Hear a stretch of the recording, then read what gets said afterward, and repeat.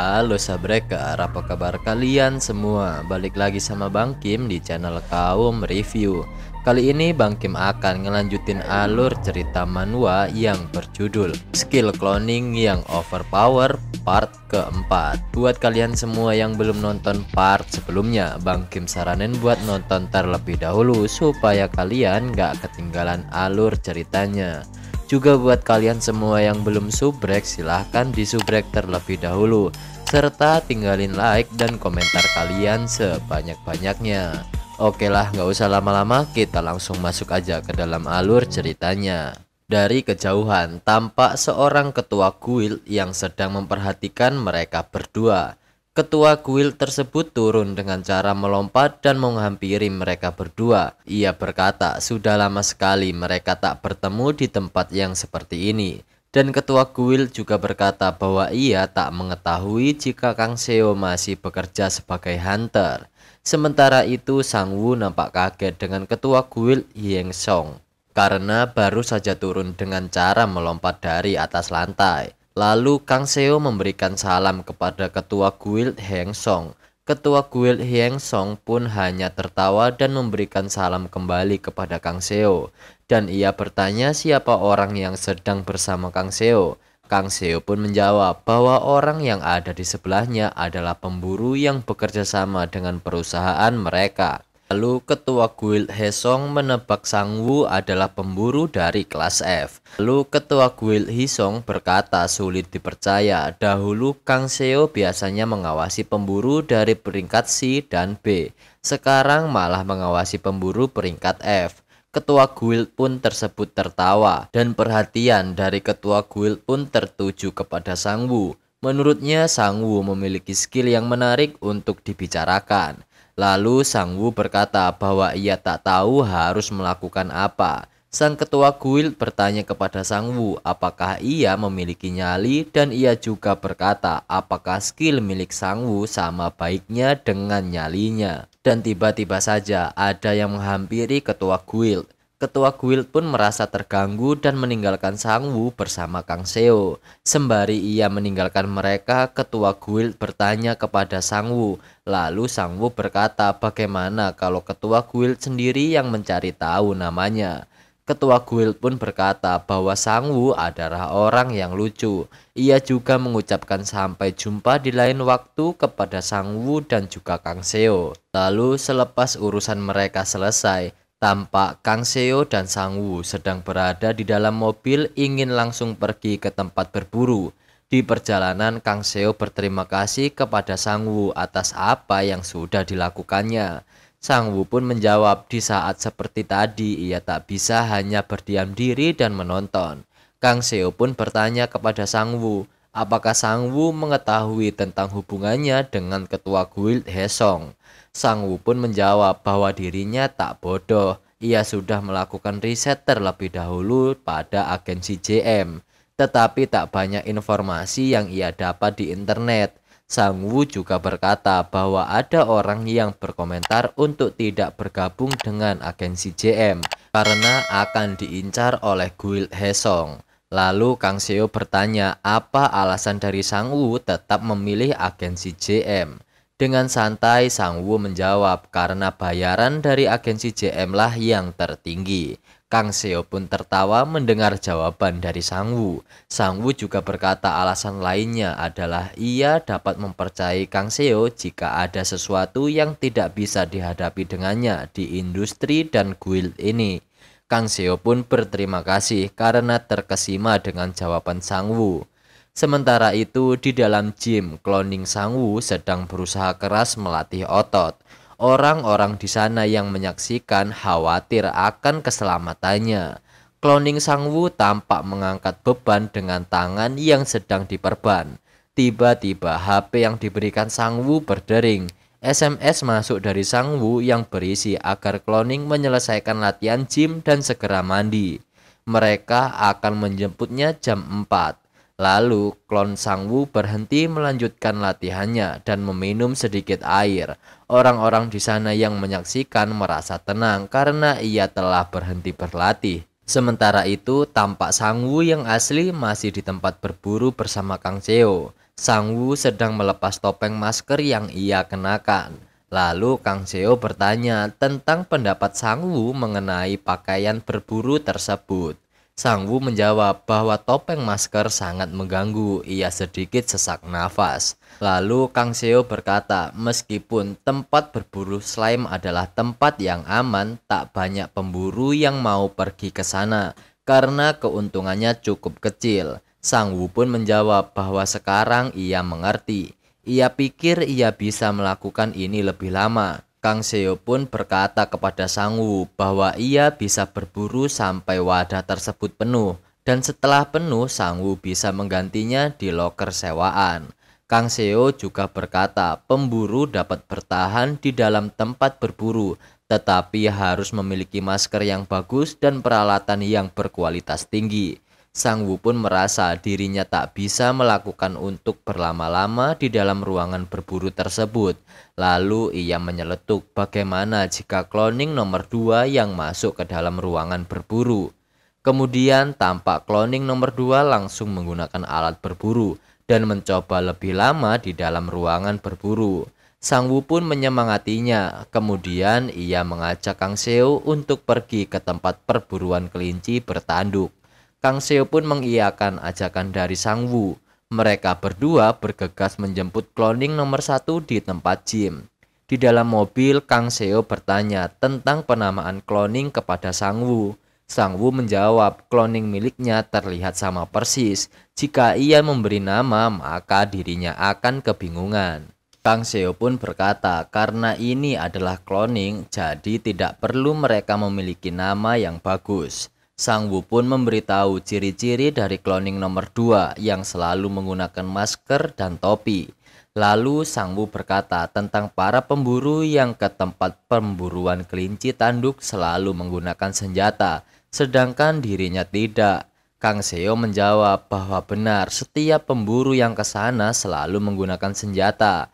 Sang Woo pun bertanya apakah dirinya harus menyiapkan beberapa peralatan seperti pistol atau pedang.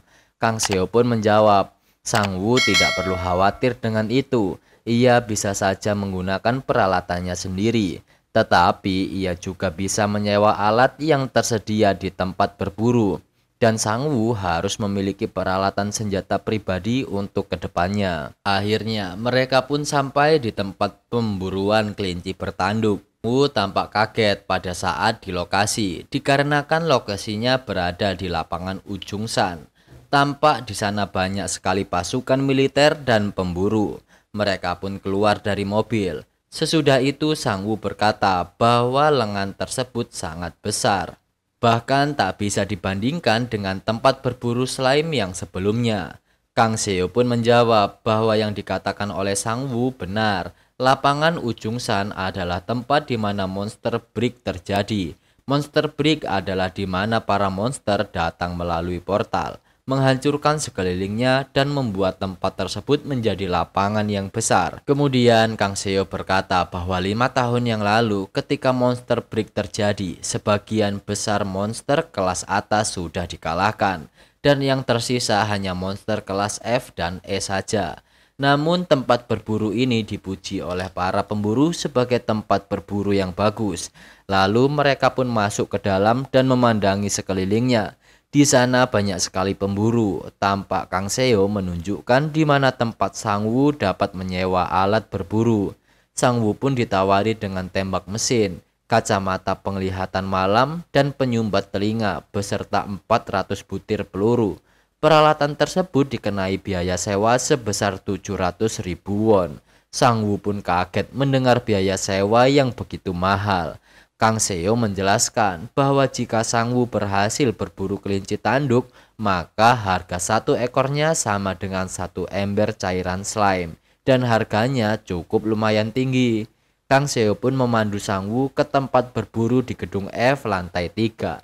Sesampainya mereka di ruangan, Kang Seo tampak menutup telinganya dikarenakan berisik suara tembakan. Kemudian ia menunjukkan kursi nomor 4 adalah milik Sang Woo. Kang Seo bertanya kepada Sang Woo, apakah ia yakin dengan keterampilannya dalam menembak. Sang Woo pun menjawab, apakah Kang Seo berpikir bahwa dirinya tak dapat menembak. Sang Wu berusaha sombong dan berkata ia hanya meleset 3 peluru dalam tes menembak lisensi pemburu. Kang Seo pun berkata bahwa kamu telah banyak membuang peluru dengan jarak tembak yang begitu dekat. Sang Wu pun memegang tembak tersebut. Dengan wajah yang angkuh, ia berkata merasa kasihan kepada kelinci tanduk tersebut. Tetapi para kelinci tanduk bajingan tersebut tak akan bisa lolos dari bidikannya. Sang Wu pun bergegas menembaki kelinci-kelinci tanduk tersebut. Semua peluru yang ia lesatkan meleset. Tak ada yang mengenai kelinci tanduk satupun. Sang Wu kelihatan seperti orang yang putus asa. Ia merasa pada saat ia mencoba menembak kelinci tersebut langsung kabur. Sampai tiba waktunya, Kang Seo berpamitan dengannya untuk pulang. Sang Wu kepikiran bahwa ia tak bisa mendapatkan uangnya kembali yang dipakai untuk menyewa seluruh peralatan. Ia berpikir untuk menyerah dan berhenti berburu hari ini. Ia pun memanggil cloning nomor 1 dan menyuruhnya untuk berburu kelinci tanduk dan ia ingin segera pulang. Dan Sang Wu berpesan jika ia berhasil menembak kelinci tanduk, maka cloning nomor 1 harus mengirimnya pesan yang bertuliskan 1. Dan jika pelurunya habis, ia berkata segera menghubungi dirinya. Lalu Sang Wu pun kembali ke rumah. Setibanya di rumah, Sang Wu sedang membuka stat miliknya. Sambil memikirkan setidaknya cloning nomor 2 berhasil membunuh monster slime dengan baik. Ia pun melihat stats miliknya yang selalu meningkat dan berpikir bahwa perjalanan hidupnya sebagai pemburu masih panjang. Sang Wu kemudian melamun dikarenakan kepikiran tentang berburu kelinci tanduk yang benar-benar gagal. Dan ia berharap kepada klon nomor 1, setidaknya ia mendapatkan 1 ekor saja. Kemudian Sang Wu tidur pulas, sementara itu HP miliknya terus berdering dikarenakan mendapatkan pesan dari cloning nomor 1. Keesokan harinya tampak Kang Seo sedang memandangi keluar dari gedung tempat ia bekerja. Tak lama dari itu, tiba-tiba HP miliknya berdering. Ia pun mengangkat telepon tersebut. Telepon tersebut berasal dari tempat perburuan slime dan mereka berkata untuk memberhentikan cloning Sang Wu yang sudah berburu selama 24 jam. Kang Seo pun kaget dan ia berkata akan segera ke sana sekarang. Sementara itu, Sang Wu yang baru bangun tidur merasa tidurnya sangat nyenyak. Ia langsung melihat notifikasi yang ada pada HP miliknya. Ia pun kaget karena banyak sekali pesan. Di sisi lain, Kang Seo yang sudah sampai di lokasi tampak kaget dikarenakan banyak sekali tabung penyimpanan yang terisi penuh.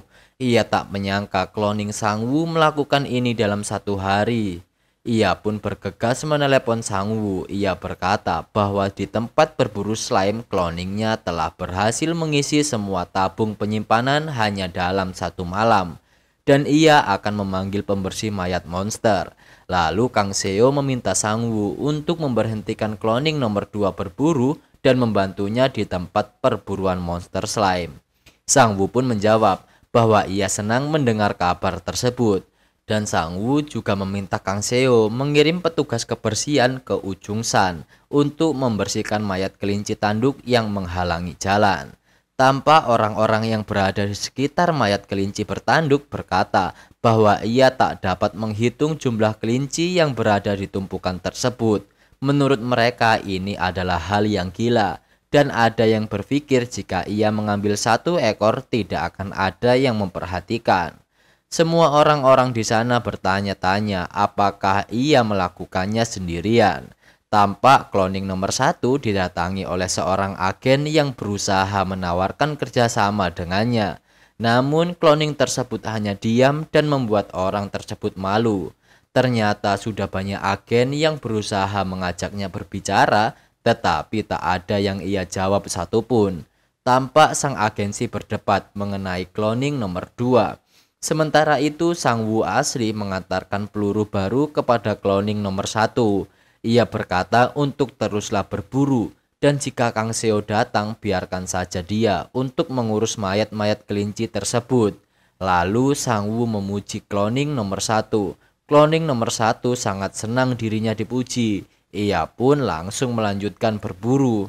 Tampak orang-orang di sana kaget melihat cloning nomor 1 langsung melanjutkan perburuannya. Sementara itu, tampak Sang Woo yang sedang mengajar Heyun sambil memikirkan tentang kekuatan cloningnya dan cara mereka menyelesaikan misi layaknya mesin tempur. Dan apa yang dilakukan cloning sekarang jauh dari apa yang ia bayangkan. Heyun yang dari tadi memanggil Sang Woo kemudian bertanya apa yang sedang dipikirkan olehnya. Lalu Sang Woo meminta maaf, ia beralasan baru saja selesai memeriksa tugas Heyun. Dan menurutnya Heyun sudah lebih baik dari sebelumnya. Kemudian Heyun berkata ia menjadi lebih baik karena mencoba. Kemudian ia sekali lagi bertanya apa yang sedang dipikirkan oleh Sang Woo. Sang Woo pun menjawab ia baru saja pergi ke tempat berburu. Dan di sana semuanya berjalan lebih baik dari yang diharapkan. Itulah yang membuat dirinya melamun. Heyun tampak kaget mendengar perkataan Sang Woo. Kemudian ia berkata, apakah Sang Woo seorang hunter? Lalu Sang Woo menjawab, bukankah ia sudah mengatakannya sebelumnya? Heyun pun berkata bahwa ia tak tahu atau sudah lupa.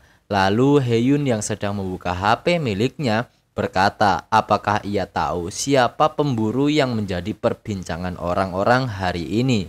Sang Woo pun bertanya siapa orang yang dimaksud oleh Heyun. Sambil menunjukkan berita di HP-nya, kemudian Heyun berkata orang tersebut adalah Dewa Bidik Mata Elang Ujang San. Sang Woo pun kaget dirinya masuk berita di mana-mana. Ia pura-pura bodoh dan bertanya siapa orang itu. Kemudian Heyun menjawab bahwa semua orang-orang tergila-gila pada pemburu tersebut dan sudah berburu lebih dari 200 ekor pada saat video itu direkam dan itu menjadi rekor baru. Dan Heyun berkata orang tersebut tak mengatakan sepatah kata pun ketika orang bertanya kepadanya. Lalu Heyun berkata, bukankah orang tersebut keren? Dan Heyun berkata sebenarnya impiannya adalah menjadi seorang pemburu. Kemudian Sang Woo bertanya, jika impian Heyun menjadi seorang pemburu, apakah skillnya sudah bangkit? Heyun pun menjawab bahwa skill miliknya sudah bangkit dan dirinya pun sudah memiliki lisensi, tetapi ia agak takut untuk pergi ke tempat berburu. Heyun pun berkata jika ia mendapatkan nilai yang bagus pada saat tes, bisakah Sang Woo mengajaknya pergi ke tempat berburu? Sang Woo pun menjawab tak sulit untuk mengajaknya ke sana, tetapi jika Heyun masuk universitas tersebut, ia akan membawa Heyun pergi ke tempat berburu. Heyun pun tampak senang. Ia kemudian berkata, apakah benar yang disebutkan oleh Sang Woo? Lalu Sang Woo berkata bahwa itu benar. Dan ia tahu beberapa tempat berburu yang aman. Lalu Heyun menyalurkan kelingkingnya dan berkata, kalau begitu berjanjilah kepadaku. Lalu Sang Woo pun berjanji kepada Heyun. Heyun pun berkata kepada Sang Woo untuk tidak mengingkari janjinya. Lalu Sang Woo berkata kepada Heyun untuk melanjutkan apa yang sedang ia lakukan. Dan Sang Woo yakin bahwa Heyun dapat masuk ke Universitas Gyeongguk. Dan akhirnya part keempat pun sampai sini dulu nih Sabreker. Terima kasih buat kalian semua yang udah nonton video ini sampai selesai. Dan terima kasih banyak juga buat kalian semua yang selalu support channel Kaum Review. Tungguin part selanjutnya yang akan kita upload secepatnya. Terima kasih banyak. Bang Kim pamit. Sampai jumpa di next video. See you and bye-bye.